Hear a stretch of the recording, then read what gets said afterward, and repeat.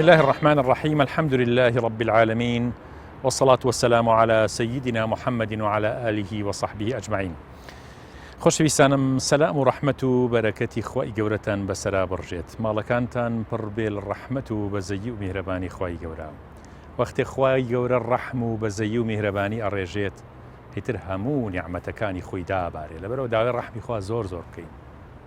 ڕەحمی خوا زۆر فراوانە، هەموو شتێک ئەگرێتەوە.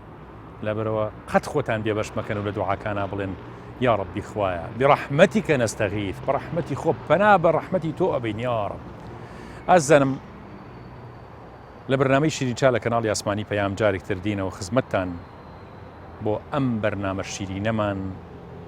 بۆ خۆشەویستی حەزرەتی ڕەسوڵ الله صلی الله عليه وسلم، ئاسارەکانی خۆشەویستی پێغەمبەر صلی الله عليه وسلم. لەکوێ فێری خۆشەویستی پێغەمبەر بین صلی الله عليه وسلم، ئەو شوێنەی کە خۆشەویستی پێغەمبەری تیا بینین لەکوایە. وەختێک کەسێ چێ بۆ سەیرانگایەکە، چێ بۆ شوێنێکی دڕفێنە، چێ بۆ قەتپاڵ و چیایەکی بەرز و تاڤگەیەکی زۆر جوان، خەڵک زۆرە با بۆ سەیریە لە شوێنێکی زۆر خۆشم دۆزیوەتەوە، دڵی پێی خۆشە، ئەو شوێنی خۆش ئەوێت. ئێمەش لە بانگەکانە ڕۆژی 5 جار ئەوترێ ئەشهەد ئەنە محەممەدەن ڕەسوول الله صلی الله عليه وسلم. کەواتە مزگەوتەکان شوێنی خۆشەویستی پێغەمبەر صلی الله عليه وسلم، حجرەی مزگەوتەکان، ئەو مەدرسە گەورانی کە خەڵکی تیا پەروەردە بووە، ئەو شوێنە گەورانی کە مڕەبی گەورە و پەروەردەکاری گەورەی تیا بووە کە خەڵکی فێری ئیمان و ئیسلامەتی و شەریعەت و حەقیقەت و جەوهەری شەریعەت کردووە. لەبەرەوە ئینشاءالله مەڵقەیە زۆر تایبەتە بۆ خۆشەویستی پێغەمبەر صلی الله عليه وسلم لە ڕێگە جیاوازەکان کە چۆن بگەینە محەبەتی حەزرەتی ڕەسوڵ الله صلی الله عليه وسلم.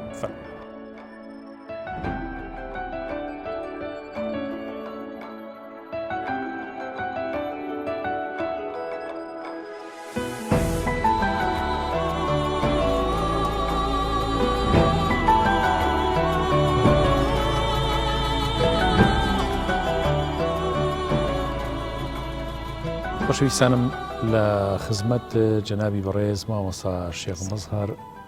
مامۆستا شێخ نورەدینی موفتی لە خزمەتیین کە ئیمام و خەتیبی مزگەوتی حاجی محەممەدی سمۆرە لە شاری سلەیمانی. مامۆستاکیان یاخوا بەخێر بێ بۆ بەرنامەکەمان، بەرنامەی شیرینچا. محفوظ بن ئینشاءالله و سەربەرز بن. ئەگەر سەربەرزتان کە موفق بن. یاخوا قوربانیان، ئێمە لە خزمەت محەبەتی حەزرەتی ڕەسوڵ الله صلی الله عليه وسلم، چۆن پێغەمبەری خوامان خۆش بێت، چۆن ئەم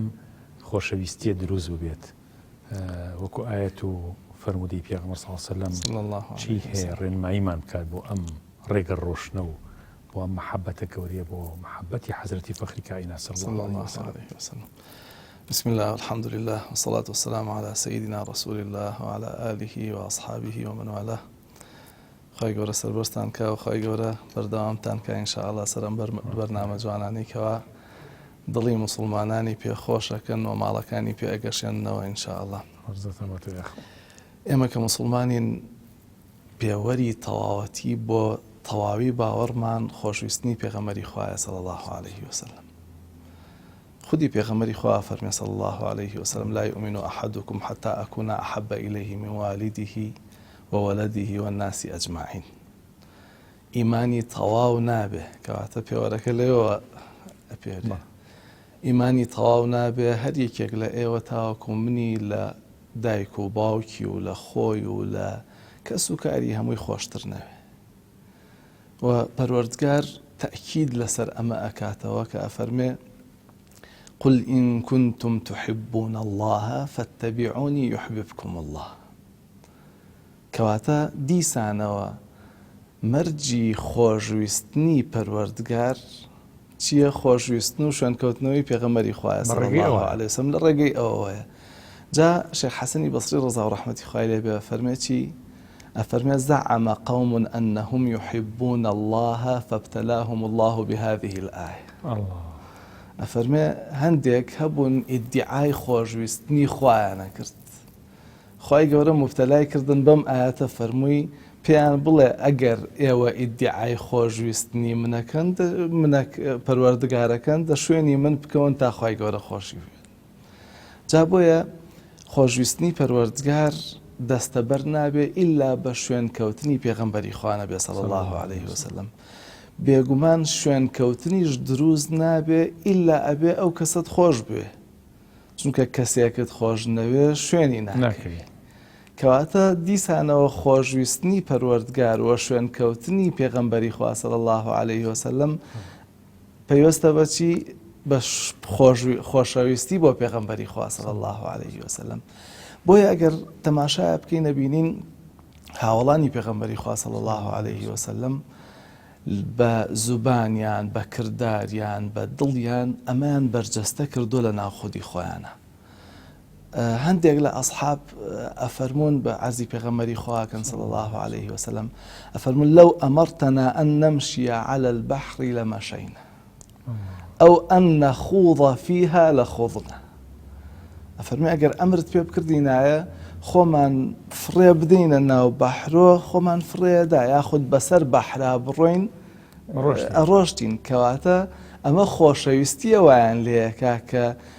چاو بنووقێنن لەو ناڕەحەتیەوە خۆیان گیانی خۆیانیان فیدا بکەن. یەکێکی وەکو سەوبان ڕەزا و ڕەحمەتی خوای لێبێ قیسەکەی مەشهورە کاتێکەیەتە خزمەتی پێغەمبەری خوا صلی الله عليه وسلم بینین ڕەنگی تێک چووە ناڕەحەتە.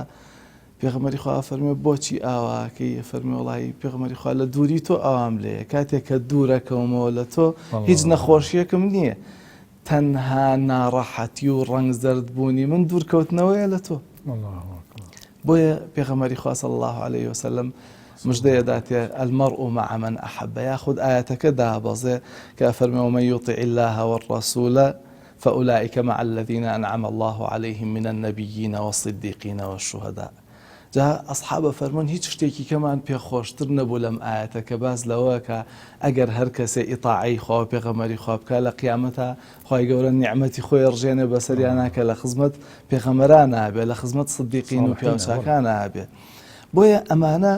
ئەگەر تەماشای هاوڵانی پێغەمبەری خوا بکەین صلی الله عليه وسلم ئەبینین هەر یەکێکیان و بە شوێنێک بە شێوازێک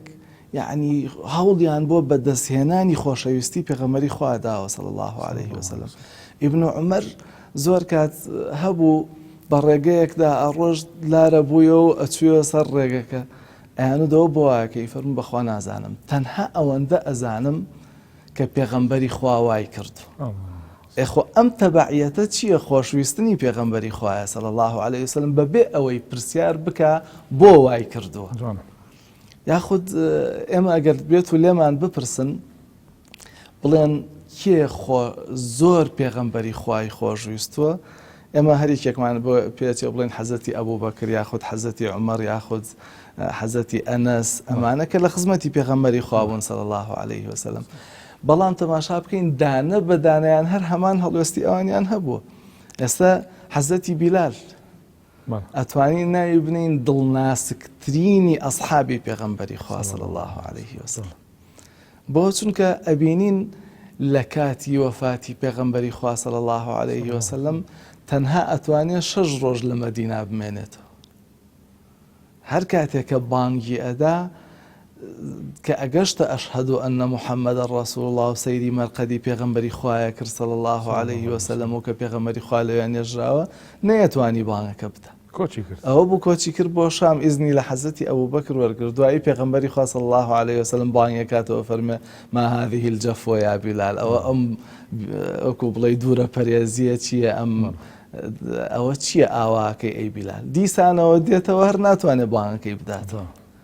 ئەمانە هەر یەکێکیان و ئەبینی بە شێوازێک پێغەمبەری خوایان صلی الله عليه وسلم خۆشویستووە. سیرکە ئیسحاقی توجیبی ئەفەرمێ چی؟ ئەفەرمێ هاوڵانی پێغەمبەری خوا صلی الله عليه وسلم لا يذكرونه إلا خشعوا وقشعرت جلودهم وبكوا. ئەفەرمێ هەرگیز لە دوای وەفاتی پێغەمبەری خوا صلی الله عليه وسلم باسی پێغەمبەری خۆیان نەکرد ئیلا یەکسەر گیانیان هاتە لەرزە و خوشوعێکیان تیا ئابینرا و دەستیانە کرد بە گریان. ئەمە هاوڵی پێغەمبەری خوا بوون صلی الله عليه وسلم. سەیری ئەم ئەدەبە سەری ئەم عەشق و خۆشەویستی و مەحەبەتەکە بۆ پێغەمبەری خوا صلی الله عليه وسلم لە دوای وەفاتیشی نەیانتوانیوە یعنی وەکو بڵێ بۆکو کەسێکی ئاسایی ناوی پێغەمبەری خوا بێنن صلی الله عليه وسلم. مصعبی کوڕی عەبدوڵڵا فەرمێ كان مالك إذا ذكر النبي يتغير لونه وينحني. ئەفەرمێ ئیمامی مالیک کاتێک کە ناوی پێغەمبەری خوای ئەهێنا صلی الله عليه وسلم ڕەنگی تێک ئەچوو و ئەیشتەمایەوە ئاوای لێ هات کاتێک کە ناوی پێغەمبەری خوایان ئەهێنا. ئەفەرمێ حتا وەکو ئەوانەی کە لە خزمەتیا بوون پێیان قورس بوو، پێیان هەزم نەکرا ئەمە بۆچی هەرجارێ ناوی پێغەمبەری خوا بێنێ صلی الله عليه وسلم بەم شێوازەیەکە. جا ئەفەرمێ چی ئەفەرمێ لو رأيتم ما رأيت لما أنكرتم علي ما ترى. معنوي بێ یاخود ظاهری بێ ئەفەرمێ ئەوەی کە من بینی ومە ئێوە بتان بینی باە ئینکاریتان نەکرد لەوەی کە من چی بۆ ئاواکەم. ئەفەرمێ من جعفەری کوڕی محەممەدم بینیوە لەگەڵ ئەوەی زۆربەی کات تەبەسوم و زەردەخەنەی لەسەر زمان بووە لەسەر لێو بووە و زۆر سوعبەت چی بووە. ئەفەرمێ کاتێ کە باسی پێغەمبەری خوایەکە ڕەنگی زەرد هەڵەگیرسە. ئەفەرمێ هەرگیزیش بە بێت دەستنوێژ ناوی پێغەمبەری خوای نەئەهێنا صلی الله عليه وسلم. بۆیە فەرمێ ئەوەی کە من بینیومە ئێوە بتان بینی باە چییە ئینکاری ئەم وەزعی منتان نەکرد. هەندێکی کە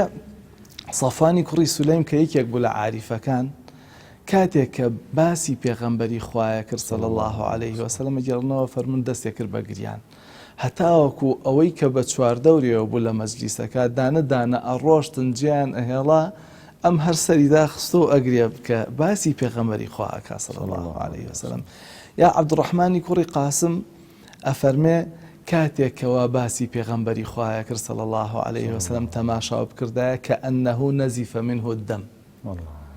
ئەفەرمێ هێندە سوور داگیرسا وەکو خوێنی لێ بێتە دەرەوە لێ بچوڕێ ئاوا بوو. ئەفەرمێ وەقەد جەفە لیسان و زمانی وشکە بوو لە ناودەمیا هەیبەتەن لڕەسوولی الله صلی الله عليه وسلم. تەماشاکەی ئەمانە هەر یەکێکیان و بە شێوازێک عاشقی پێغەمبەری خوا بوون صلی الله عليه وسلم. بەڵێ حەقیقەتی و محەممەدیشیان بۆ دەرکەوتووە بۆیە بەو شێوازەیە بوون. بۆیە کاتێک کە لە عارفێکە فرسن ئەفەرمن ئەوە باشە بۆچی ناوی پێغەمبەری خوا ئەهێنن ئێوە گیانتانیەتە لەرزە و ئەمجاکە وەکو بڵێ خۆتان ئاوا ئەچەمێنەوە و لارە بنەوە. فەرمێ کاکە لە من مەپرسن بڕۆن لە ئەو دارخورماکەی منبەرەکەی پێغەمبەری خوا صلی الله عليه وسلم بپرسن یاخود لە کێوی ئوحود بپرسن کاتی دارخورماکەی پێغەمبەری خوا صلی الله عليه وسلم دەستی کرد بە گریان و هاوار بۆ پێغەمبەری خوا صلی الله عليه وسلم. یاخود کێوی ئوحود کاتێ پێغەمبەری خوا صلی الله عليه وسلم دابەزی چوویە سەر کێوی ئوحودەکە حەزەتی ئەبوو بەکر و حەزەتی عومەر و حەزەتی عوسمانی لە خزمەتا بوو. ئەفەرمێ کێوی ئوحود هاتە لەرزین پێغەمبەری خوا صلی الله عليه وسلم فەرمووی ئوثبوت یا ئوحود جێگیر بە ئەی ئوحود فإن ما عليك نبي وصديق وشهيدان. فەرمووی تۆ جێگیر بە ئەی ئوحود کێت لەسەرە پێغەمبەرێک و صدیقێک و دوو شەهیدت لەسەرە خۆشتر شەهیدیش نەبوو. بۆیە ئەمانە کاتێ ئەیبینی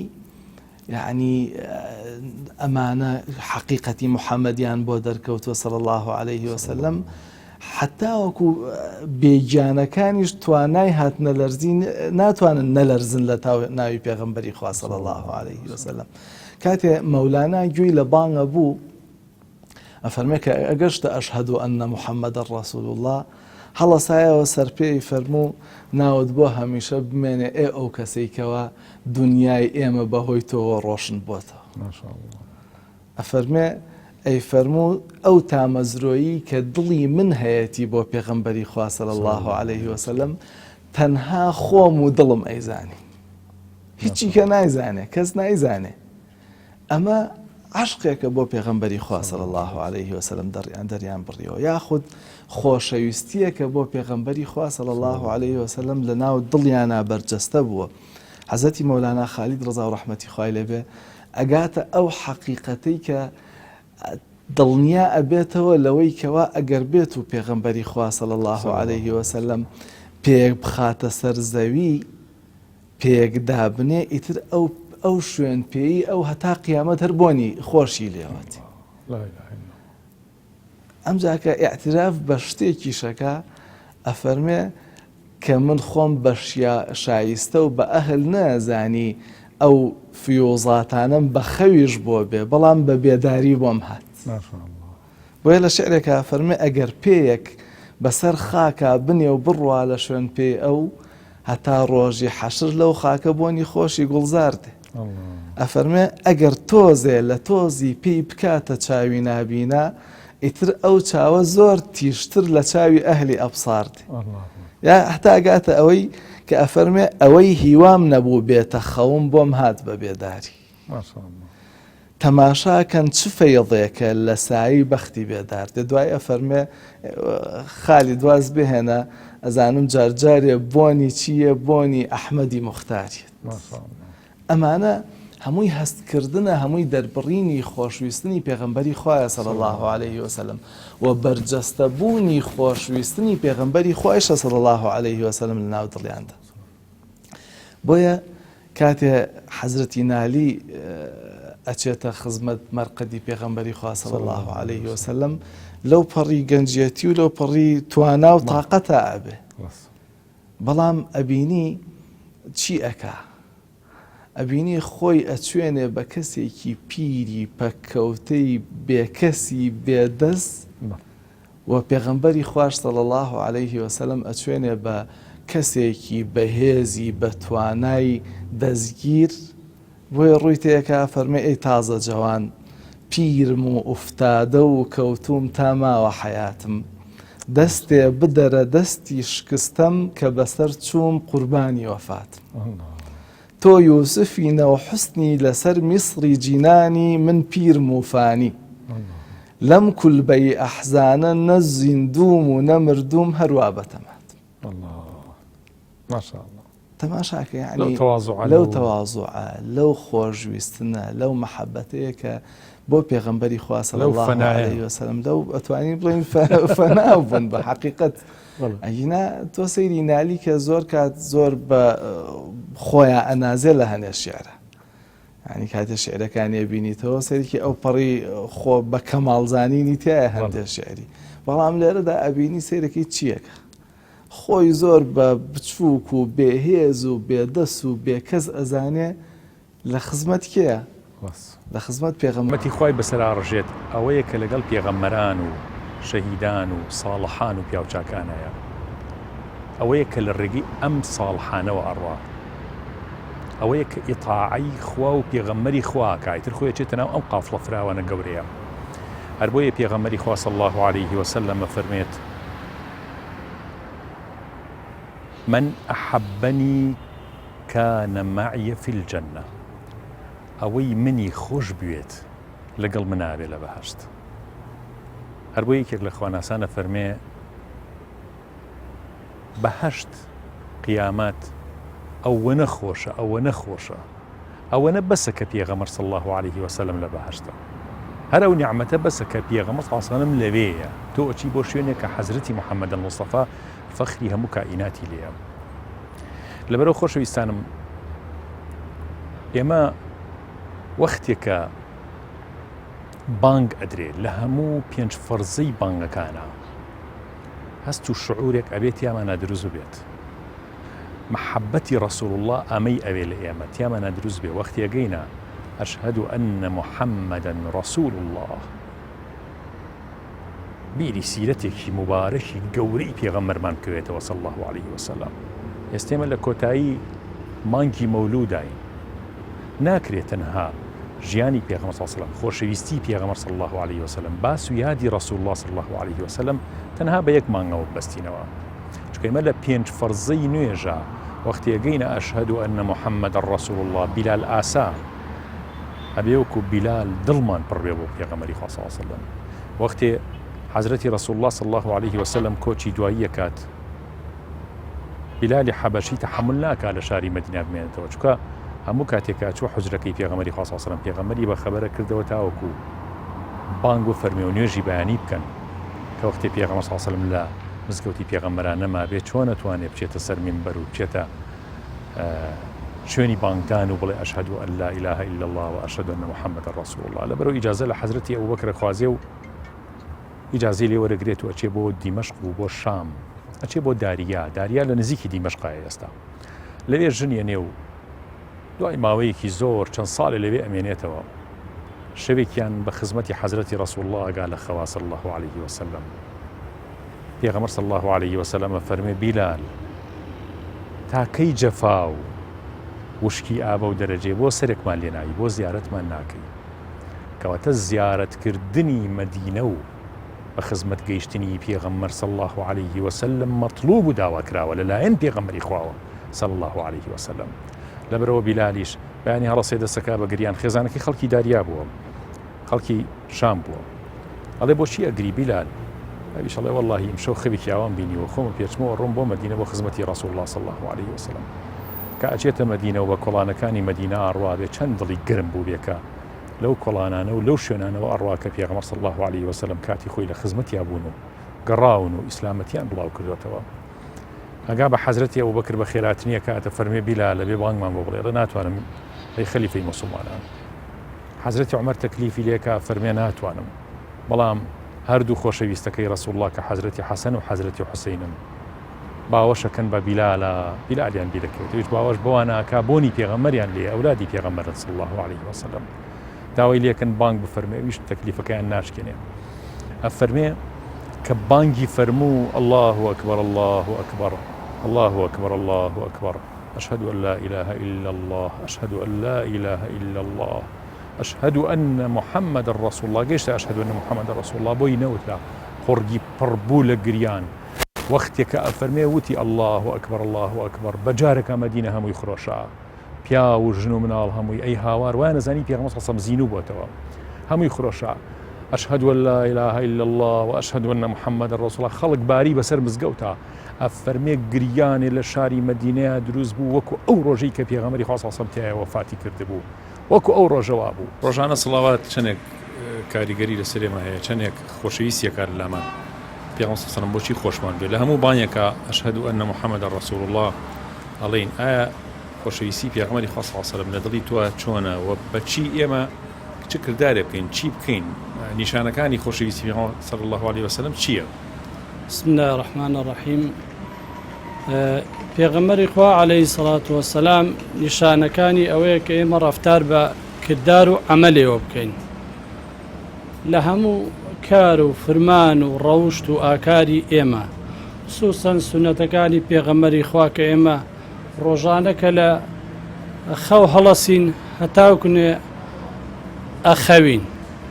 ئیتر ئێمە ئەگەر لە ئیشکردنیشمانە بێت هەر سڵاوات بین لە پێغەمبەری خوا عەلەیهی سەڵات وەسەلام، دوایەوە کە چوون بۆ مزگەوت قاچی ڕازی ئەو سونەتانەی کە پێغەمبەری خوا عەلەیهی سەڵات وەسەلام بۆ ئێمەی کە داناوە هەر هەمووی حکمەتە، هەر هەمووی بۆ ئێمە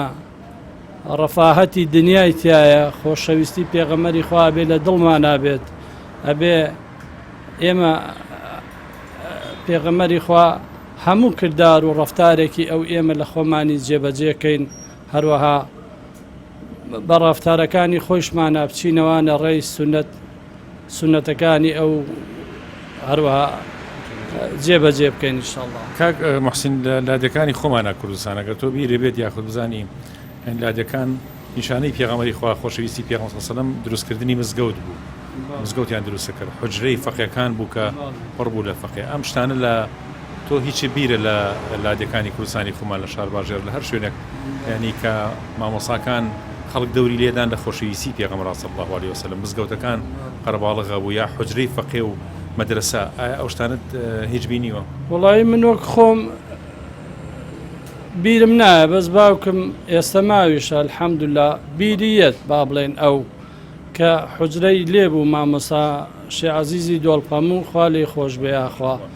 فەقێی هەبوو، ئەیگوو فەقێکانی زۆربەی زۆری لە ملاو لە هەتا لە دارشمانە و لەو شوێنانەوە هاتبوون کە دەرزی پێوتن.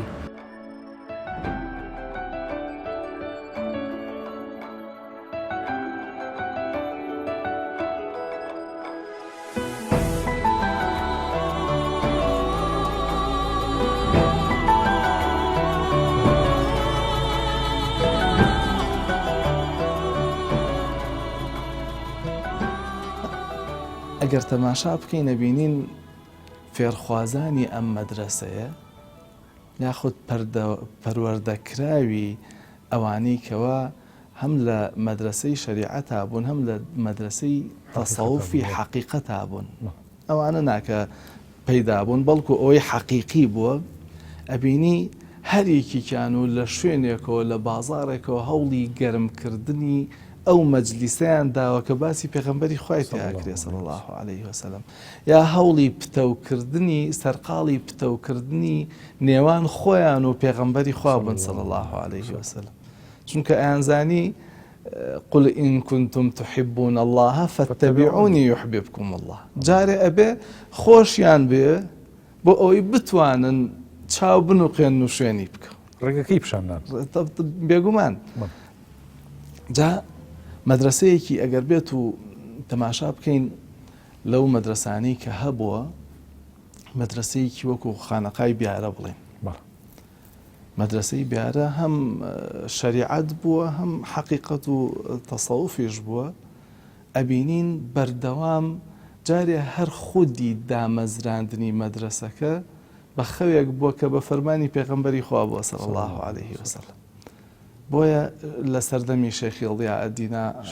بەڵێ شێخ عومەری بیارە ڕەحمەتی خوای لێبێ ئەبینین هەر لەوێەوە هەوڵی پەروەردەکردنی جیلێک دراوە کە پێغەمبەری خوایان صلی الله عليه وسلم لە خۆیان و لە کەس و کار و ئەویان خۆشتر بێ بۆ چونکە هەر خودی شێخی ضیاءالدین بە ڕەحمەت بێ خۆی شتێک ئەڵێ یعنی ئەترافێکەکە یاخود هەوڵی دەربڕینێکی ئەو مەحەبەتە ئەدا کە ئەفەرمێ لە نەشئەی فەیضی عیشقی فەخری عالەم دڵ موسەفایە لە ژەنگی مەعسیەت شۆراوە سینەم پڕتەجەلایە مەقامی عاریفان بێ زەحمەت و ڕەنج و مەشەقەت دیم لە زومرەی عاشقانم بۆیە عالەم لێم تەبەڕایە عشقێکی حەقیقی هەبووە بۆ پێغەمبەری خوا صلی الله عليه وسلم بۆیە هەوڵ ئەدا لەگەڵ دروستکردنی مەدرسەکەدا مەدرسەیەک دروست بکاکەوە جێگای خۆشویستنی پێغەمبەری خوا بێ صلی الله عليه وسلم و ئەوانە ڕابهێنێ لەسەری کە پێغەمبەری خوایان صلی الله عليه وسلم خۆش بێ جا ئەو مەدرسەیە کەسانێک پەروەردە کاتیایە وەکو مامۆستا مەلا باقری بالک وەکو مامۆستا مەلا حەمەمینی کانیسانان وەکو مامۆستا مەلا عەبدولکەریمی مودەڕیز وەکو مامۆستا شێخ مستەفای موفتی وەکو مامۆستا شێخ بابە ڕەسوولی بێدەنی یعنی سیر کە هەر دانەیەک ئالەمانە ئەبینی بەحرێک بوون لە خۆشویستنی پێغەمبەری خوا صلی الله عليه وسلم بڕۆ ژیانی هەر یەکێک لەوانە بخوێنەرەوە ئەبینی چەنەها شتی هەیە چەنەها شتی لێ بینراوە لەسەر خۆشویستنی پێغەمبەری خوا صلی الله عليه وسلم یەکێک پەروەردەکە دوایی کە ببێتەوە جێگرەوەی خۆی کە جەنابی شێخ عوسمانی بیارێ شێخی سیراجەدینی دووهەم ڕەزا و ڕەحمەتی خوای لێبێ لەو مەدرسە کاتێک کە ئەو مەقامانە ئەبڕێ کە مەقامی تەسەوفن ئەبینی نەخۆشەکەوێ لە دووڕوە نەخۆشەکەوێ دێنە پێغەمبەری خوا صلی الله عليه وسلم ئەچێتە خەوی مامۆستا مەلا باقر و مامۆستا مەلا عەبدوڵڵای کاتب ئەفەرمێ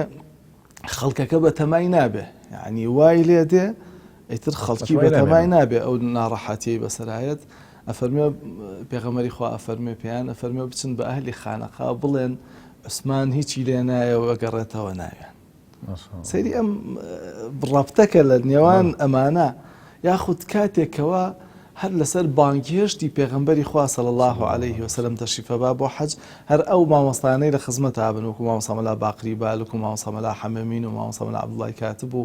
ئەمانە لە خزمەتیا ئابن چەند مامۆستایەکی کە هەندێک لە خانەوادەکەی لە خزمەتیا ئابن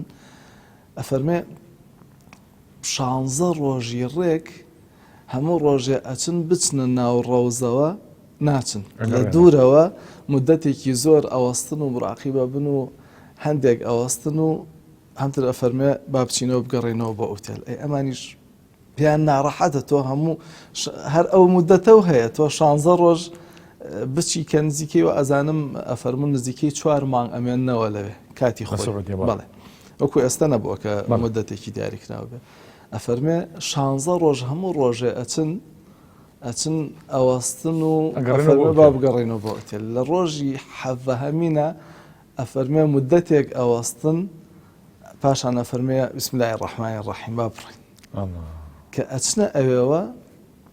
ئەبینن کە چوونە ناو ڕەوزە و داخلی ناو مزگەوتی پێغەمبەری خوا بن صلی الله عليه وسلم پێشوازیان لێ ئەکەنەوە دەرگای ڕەوزەشیان بۆ ئەکەنەوە کە ئەو مامۆستایانە هەموو شایەتی ئەوە دەن و مامۆستاکانیش خۆیان ئەچن لە خزمەتیا ئەچنە ناو ڕەوزەوە ئەوەیشیان بنسیبە بێ بەوەنەی ئەوە جا سەیرەکەی لە ئەم ڕەبتەکە دروسە بێ لە شعرێکە فەرمێ چی فەرمێ لە عیشقی تۆوەیە بیللا سەر و چاو و دڵم قوربان بە قوربانت دەکەم فەرم و بەراتی عاشقان بابێ فەرم فیدای خاکی بەری پێت بم جگەر سوتا و دڵخەستەم لە بۆ تەسکینی زامی دڵ هەوای ڕەوضەی جینان بابێ ئەگەر مەیلت لە دڵ کەم کەم ئەسیری کۆی ئەژدەر بم لە نووری عیشقی ڕوت قوربان جەلای شاهانەتان بابێ طبعا هەر لەگەڵی ئەو لطفە کات و ئەچێتەوە ژوورەوە لە خزمەتی ئابێ کەواتە یعنی ئەبینین ئەوانەی کەوا خۆشی پێغەمبەریان صلی الله عليه وسلم خۆشویستووە و خۆیان بەم خۆیان و ماڵ و مناڵ و کەس و کارەوە خۆیان کردوتە قوربانی پێغەمبەری خوا صلی الله عليه وسلم پێغەمبەری خوا صلی الله عليه وسلم لطفی لەگەڵا کردوون یەکێکی وەکو مامۆستا بەلا عەبدولکەریمی مودەڕیز پەروەردە ئەبێ لەو مەدرسەیە کە ئەگەر بێت و تەماشای شعرەکانی بکەی کە هەندێکیان لە ڕێی مەدینە نووسیوەتی یعنی لە هەر مەجلیسەکە ئەو شعرانەی مامۆستا خوێنرێتەوە لە من میوانی تۆم یاخود ڕەبی بینێرە یا سەیدەنە الموستەفا یا ئەی پێغەمبەری ڕەهبەری ئیسلام سەیرەکەی تام و چێژێکی تایبەتی ئەبەخشێ بەو مەجلیسە کە هەندێکیان هەر نازانن ئەو شعرە هی کێیە ئەبینی سەرێکی زۆر جیاوازترە بۆ چونکە لە دڵێکەوە وتراوە کە جێگای خۆشویستنی پێغەمبەری خوا بۆتەوە صلی الله عليه وسلم تیایدا مامۆستا حاجی سەلاح شتێکە گێڕێتەوە حاجی سەلاحی میسری کە جەناب بە خزمەتی گەشتووی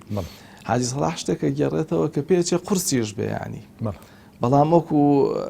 مەولانا فەرمووی ئەوەی بەتەمانە بووم بە خەو بۆم بێ بە بێداری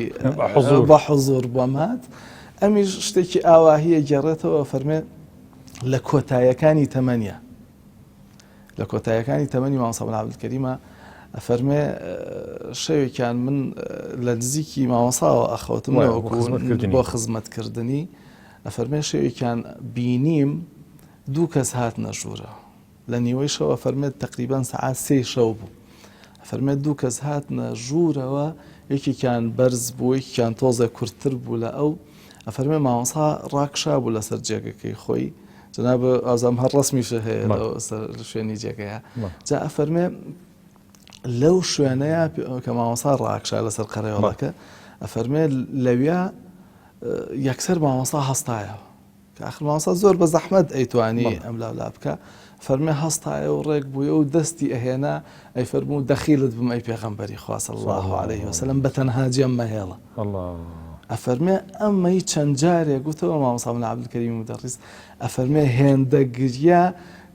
منیش دەستم کرد بە گریان بەلا ئیراد نەیزانیوە کاک سەلاح نەیزانی بوو ئەفەرمێ نەیەزانی کە من بەخەبەرم جاجای لە ژێر بەتانیەکەوە سەیری مامۆستامە کرد یعنی ئەمە سیر کە بۆ چونکە لە سەرەتای دروست بوون و نەشئەتیەوە ئەو خۆشەویستیە هێندە هەبووە هێندە زیادی کردووە ئەو ڕەبتە معنەویە دروستە بێت بۆ هێنات یەکێکی وەکو بێخودی شاعیر بێخودی شاعیر پەروەردەیە بێ لەو مەدرسەیە کە باوکم بەڕەحمەت بێ مامۆستا نوردینی موفتی ئەگەڕایەوە فەرموو کە ئەهات بۆ مزگەوتی جامیعە بێخود ئەهات بۆ ئەوێ ماڵی خوشکێکیان لەوێ بۆ ئیتر هەر لە مزگەوتە مایەوە لە ماڵی موفتیا بڵین ئەی فەرموو کە لەوێ ئەمایەوە ناوی پێغەمبەری خوا صلی الله عليه وسلم ئەبرا یەک سەیحەی کە ئەکرد هەموو مزگەوتەکە دەنگایە ئەی فەرموو وەڵڵاهی ئەم بینی فرمێسک بە شێوازێ لە چاوی دەرئەچوو لە هیچ چاوی هیچ کەسێکی کەم نەبینی ئەمە ئەو عشق و خۆشەویستیە بۆ پێغەمبەری خوا صلی الله عليه وسلم بۆیە پێغەمبەری خوا صلی الله عليه وسلم ئەچێتە خەوی پیرە پیاوێکەوە کە ئەفەرمێ ئەچم بۆ لای بێخود ئەمە خۆشویستن ئەو خۆشویستنەوە ئەکا ئەم ڕەبتە زیاتر بێەوە پتە بێ و تەماشا بکە باوکم بەڕەحمەت بێ خۆت لەوە چ جەناب زۆر لە ئەو مەجلیسانە بوو بیکە ئەچوون بۆ مەولودنامە و فەقەکانە ڕۆشتن و ئەوانە ئێخۆ لە تاو خۆشویستنی پێغەمبەری خوا بوو صلی الله علیه وسلم هیچ شتێک خۆت جەناب تزانی هیچ شتێکیان خۆ پێ نەدرا بەیانیان لە شوێنێ بوون نیۆڕوان لە شوێنێ بوون شەوان لە شوێنێ بوون بەدەم سەڵاوات و زیکر و مەجلیسەکە شکەی تیا بوو جەنابی مامۆستا مەلا عوسمانی پریسی تیا بوو مامۆستا شێخ خالیدی موفتی تیا بوو مامەم و جەنابی باوکتی تیا بوو مامۆستا شێخ محەممەد بەڕەحمەت بێ و ئەو مەجلیسە بوو کە ئەبینرا یعنی کۆمەڵە عالمی زۆر گەورەی کەساتێکی گەورەی جیهانی ئیسلامیە شتێکی زۆر جوانە فەرمێ دەربارەی پەروەردە و مزگەوت و حوجرەی مزگەوتەکان پەروەردەی پیاوە گەورەکان بۆ ئینسان چۆن پەروەردە کراوە لە مزگەوتەکانە ئاخرم جیهانی ئیسلامیە بەهۆی پەروەردەی ناو مزگەوتەکان و شوێنە زۆر گرنگە دینیەکانەوە بەڕاستی خەڵک توانیوێتی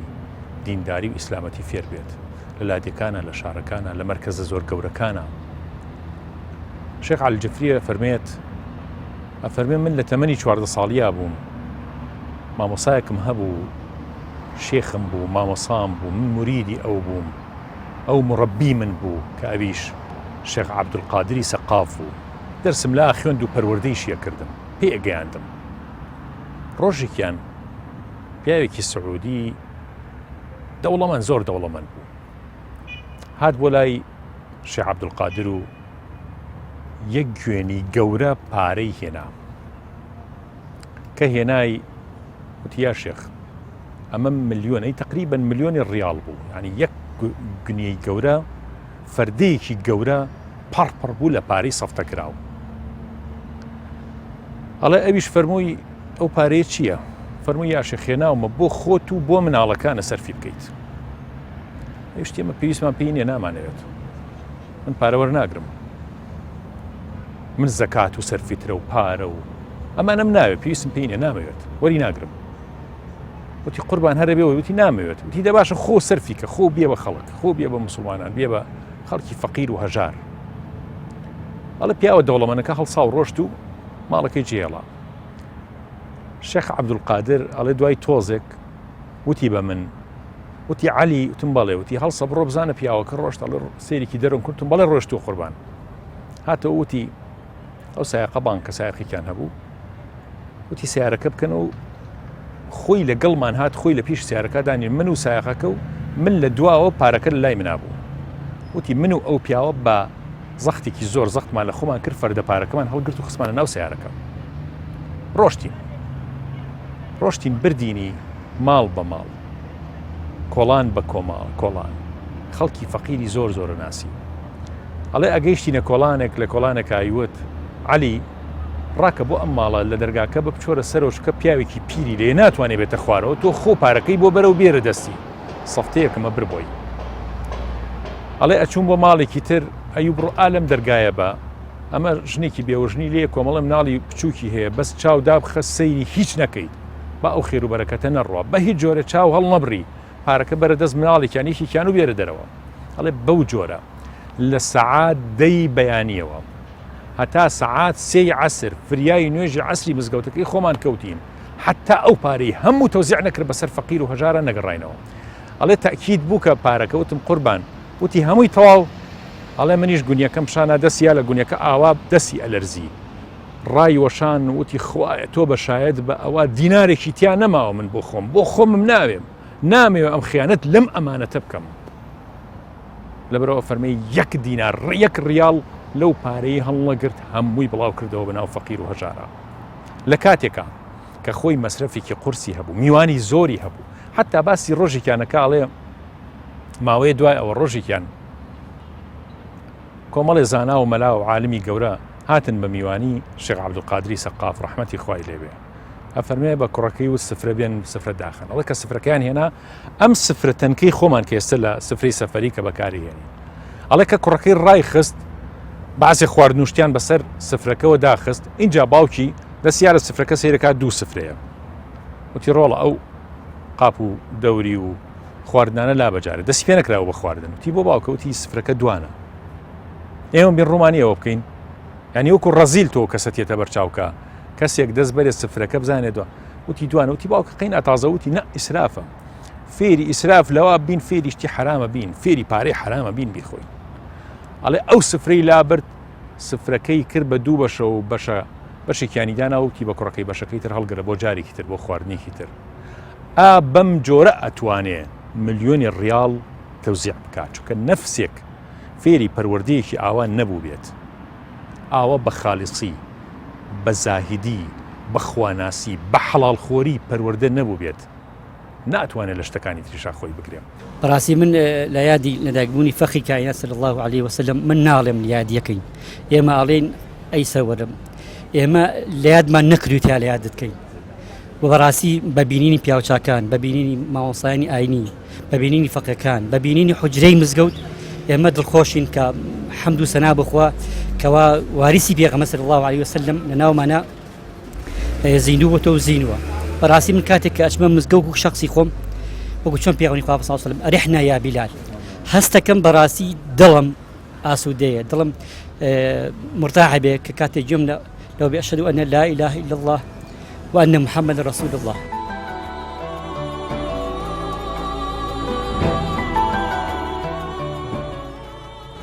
بەڕاستی هیوادارم مسلمانانی خۆشەویست کوردستانی خۆمان و مسلمانی دنیا بەڕاستی شوێن ئەم پەیامەکەون بەڕاستی ئەم پەیامە پەیامێکە ینی بەختەوەری بۆ دنیا و بۆ قیامەت دێنێ هیچ شتێک نییە لەسەر زەویە دڵی ئینسان ئاسوودەکە بەقەدەر خۆشەویستی خوا پێغەمبەرە و من لە یادمە دەخزم مامۆستا تایر بامۆچیە خوای گەورە دەرەجەی عالیکە هەرماوە ئێسش وخوای گەورە تەمەندرێژیگا لەسەر خێر ئێمە لە باریکە بووین 88 و 89 ئەچین بۆ خزمەتی هەموو بەیانێکی جومعە دەرسی پێوتی بەڕاستی ئەو بەیانیانەی کە ئەچون بۆ ئەوێ و مەزانی ئەچون بۆ نزیکی بەڕاستی مەدینە چونکە ئەلحەمدوللا مامۆستا تایر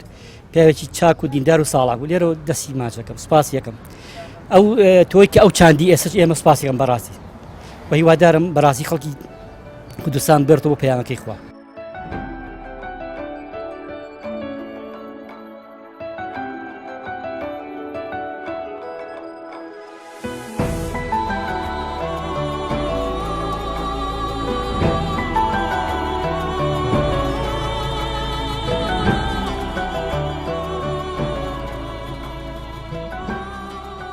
یان ئەگەر ختامی باسەکەمان بکەین بە باسێکی جەنابی باوکرد بە ڕەحمەت بێ مامۆستا شەمرودینی موفتی زۆر مەشهورە کە ڕۆژی 1000 سڵاواتی لە پێغەمبەر ڕاوە صلی الله عليه وسلم گەر جەناب بە کورتی ئەومان بۆ باس بکەیت و چی دەستکەوتێکی لەو سڵاواتانە دەستکەوت باوکم لەگەڵ ئەوەی کە خەریکی تەدریسە بوو و خەریکی فتوا و خەریکی کاروباری مەدرسە و بەڕێوەبردنی ئەوە بوو دائیمە و بەیانیان ئەوە زۆر کاتدای ئەنا چەند جوزئێ قورئانی ئەخوێند و دەلائیلی ئەخوێند و دائیمە ئەبینا تەسبیحێکی بەدەستەوە بۆ خەریکی سەڵاوەتدان بوو بەڵام باسی نەئەکرد کە چەندێک سەڵاوات هەیە لەسەر پێغەمبەری خوا صلی الله عليه وسلم هۆکاری ئەو سەڵاواتەیە ئەو دەستکەوتەیە بوو کە ئێستا عەرز دەکەم شەوێکیان ئافرەتێک هات بۆ ماڵمان فەرمووی ئەم ئافرەتەیە وتی هاتوون بە خزمەتی مامۆسا کە منداڵمان نابێ بەشکم مامۆسا دوعایە بخوێنێ بە شتێکە شتێک بنووسێ بۆ ئەوی بەشکم خوای گەورە مناڵێکمان پێ عەتا بکە و بەڵگەیەکیشم هەیە لەسەر ئەوەی کە ئەبێ مامۆسا ئەو کارم بۆ بکە ماشاءالله ئافرەت نەهاتە ئەو ژوورەی کە باوکمی تیا بە تەبەن لای دایکم و ئەوان باسیە کرد فەرمووی ئەم ئافرەتەیە فەرمووی ئەوە ناونیشانەکەم بێ من بە خزمەتی پێغەمبەری خوا گەشتوم صلی الله عليه وسلم فەرموویەتی بچۆ بۆ لای شێخ نورەدین با دوعایەکە بۆ بنووسێ یاخود بۆ بخوێنێ پێی بڵێ با ئەو دوعایەت بۆ بکە بەو ناونیشانی کەوا هەموو ڕۆژێ 1000 سەڵاواتەی ئەیە لەسەر من کە باوکم ئەم حاڵەتەی بینی زۆر تێکچوو ینی ئەترافی نەکرد بوو بۆی کە ڕۆژێ لە ڕۆژان کە ئەندازەکەی دیاری بکە ئەبینرا بەڵام باسی نەکرد ماشاءله بۆیە زۆر وەزعی تێک چووە بە پەلە دوعایەکی بۆ خوێند و بۆی بەسەر پەرداخی ئاوە هەم چەند ئاەتێکیشی بۆ نووسی و یای بە دەست ئافرەتەکە و ئافرەتەکە ڕۆشت بەڵام باوکم هەر وەزعی بە ناتەواوی ئەبینرا بە وەزعێکی جیاواز بوو لە جارەکانی کە هەتاوەکو 1 ساڵ دوای ئەوە 1 ساڵ دوای ئەوە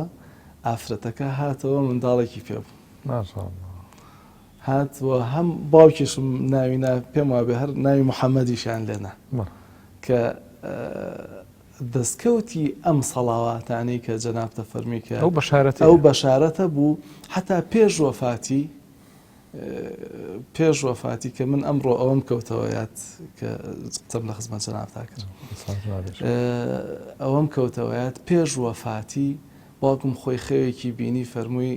لە خەومە پێغەمبەری خوا صلی الله عليه وسلم هاتووەتە ئەم شوێنەوە کە ئەو ژوورە بووها کە تایە بوو فەرمووی هاتووەتە ئەم شوێنەوە و جەنازەیەکیشیان پێ بوو ئالێرەوە جەنازەکەیان هەڵگرەوە کۆمەڵە عولەمای زۆر لە خزمەتیا بوون هەڵیان گرت و بردیان بۆ مزگەوتی جامیع هەروەش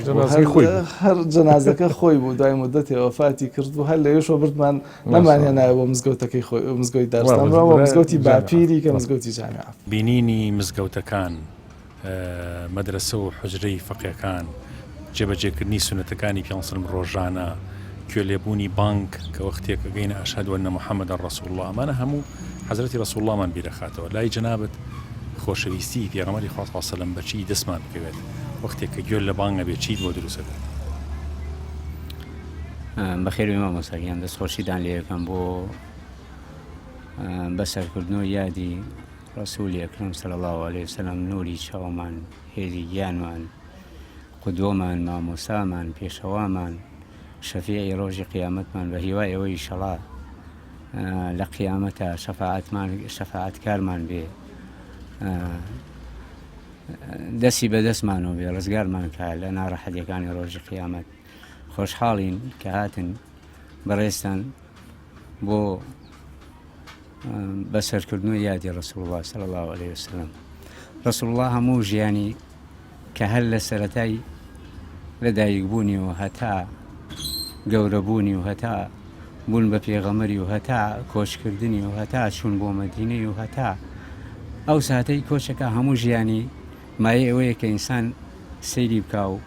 دەرزی لێوەرگرێ و عیبرەتی لێوەرگرێ و بیکاتە پێشەوە و قودوەی خۆی ئەگەر کەسێ شارەزای ژیانی ڕەسوول الله بێ صلی الله علیه وسلم بە حەیاتی شوێن کەسی تر ناکەوێت شوێن کەسی دنیایی ناکەوێت لەبەرەوە یادکردنەوەی پێغەمبەری خوا صلی الله علیه وسلم هەر لە کاتی بانگەکانە هەر لە کاتێکا کە چیتە سەر ژیانی پیرۆزی لە کتێبەکانە سەیرەکەی هەر لە قورئانە سەیرەکەی کە لە قەتاتێ کە باسی پێغەمبەری خواکە صلی الله علیه وسلم چه ئەمرەیەکا پێی و چه ئامۆژگاریەکە و چه ڕێپیشاندەرێکە هەمووی دەرز و عیبرەتن بۆ ئێمەی موسڵمان کاکسەمین تۆ چ کاتێ زیاتر ینی حەزە بە سڵاواتە حەزە بە خۆشەویستی پێغەمبەر صلی الله علیه و سلم چی بکەین بۆی خۆشەویستی پێغەمبەر صلی الله علیه و سلم دڵمانە زیاد بێت چ شتێک باشە ینی چه سنەتێک بکەین یاخود سڵاوات لێ بین یاخود لە مزگەوتەکانە نوێژ بە جەماعەت بکەین سیمای خۆشەویستی پێغەمبەر صلی الله علیه و سلم بە چی ئابینی وەڵا سیمای خۆشەویستی ڕەسوول الله صلی الله علیه وسلم بە شوێنکەوتنی سنەتەکانی پێغەمبەری خوا صلی الله بە شوێنکەوتنی فەرمایشەکانی پێغەمبەری خوا صلی الله علیه وسلم هەروەکو سیرکردنی قورئان سیرکردنی سیرە و ژیانی سیرکردنی فەرموودە شیرینەکانی